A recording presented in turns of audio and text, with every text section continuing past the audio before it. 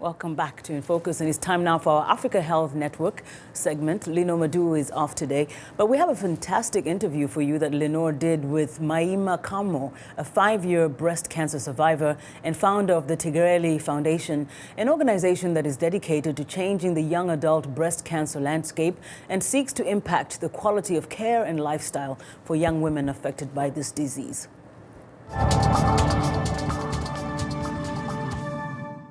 When I learned I had breast cancer, one of the first things I did was to look outside for resources, to contact some of the larger, more established organizations. And I kept getting race packets and donation envelopes and, website links. And I thought, who is out there supporting young women who are under 40? Not just creating awareness, which is really important, not just funding research, but who's out there with these girls in the trenches, who's holding their hands, who's giving the peer support.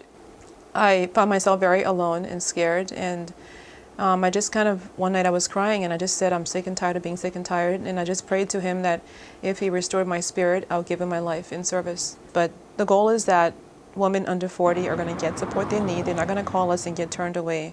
And there is a waiting list, but we want to help them, before, during, and after breast cancer. And that's an important point you're making, because a lot of time there is this perception that breast cancer affects women 40 and up, and we don't realize that so many young women under 40 are being affected by the disease. Tell us about your personal experience. Take us back to your diagnosis. Well, my mother, I always have to give her credit because she gave me life, and then she saved my life because she taught me to do my exams at 13 years old. She taught me how to understand my body and how my body would respond to disease or illness. And she taught me my examinations that day, and she said do them every month. And if a lump ever appears, you will know if it's something that doesn't belong there.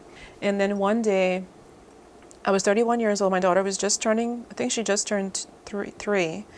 I was taking a shower and I felt a lump right here in my breast. And I remember thinking, oh my God, that this is it, because it wasn't there the month before. It literally had grown overnight. So I went back to my doctor and I kept pushing and pushing for a biopsy, and I kind of actually tricked her into a biopsy. I went there and did it, and the whole time she's doing the examination, she keeps saying to me, you're wasting time. There are people who may have breast cancer who need, the time here, or you're not. I've been doing this for a long time. You can't have this disease. You're too young, And I said, it's okay, just do it, and I'll know within myself that I'm fine. So if I had taken her advice today, I'm pretty sure I wouldn't be here. I would probably be dead today. After that diagnosis, how were you feeling? I'm sure after news like that, you can only panic, be scared. I cannot explain the fear that I felt. It was such a gripping fear because it's like having something in your body that you can't get it out. I mean, I wanted to get out of my skin. I wanted to pull my skin off and get out of it and pull the cancer out of me and find out where it was, and I couldn't get it out. But the first thing was my daughter. That's the first thing in my mind is my daughter. She was 3 years old at the time. My head was spinning. I was dizzy. I was hot and cold, and my only fear was I would die and leave her without a mother. And but sometimes God has an amazing way of repurposing you. When I came to live in the United States, I came at 16 years old as a refugee from Liberia, and having survived 2 previous wars, this is the 3rd one, and I was so focused on being, the American dream and having that corner office and success, having money and a car and the house and all these things, and I just got into the position in life where I had all the things that I wanted that were material. I had the child, I had the partner, I had everything, and then I got diagnosed, and within a matter of a month or 2, it all fell apart. Now tell us about your work through the foundation. What have you come across as information that you were very surprised? I mean, of course, the fact that so many young women are affected by breast cancer, which a lot of people don't realize. But what other aspects of this whole disease or the way people handle it did you discover that really surprised you? I find that some of the girls, their boyfriends leave, their fiancés leave, their husbands can't stay with them throughout the journey. Sometimes they put off their treatment because their husband's saying, I don't want you to not have a breast, or I don't want you to be bald, and they postpone their treatment. That's amazing. I wouldn't imagine that. Sometimes they're not giving options with fertility. They're not told that you can preserve your eggs before your treatment starts. Of course, fertility treatments can quicken the breast cancer, but depending on your diagnosis, you can harvest your eggs so you can have kids later. Because when you're younger, you don't know as much. The girls who are coming to us, sometimes they're 20 years old, 22, 25. You don't know, you're scared out of your mind. So you just get a doctor telling you have breast cancer, here's what you're going to do.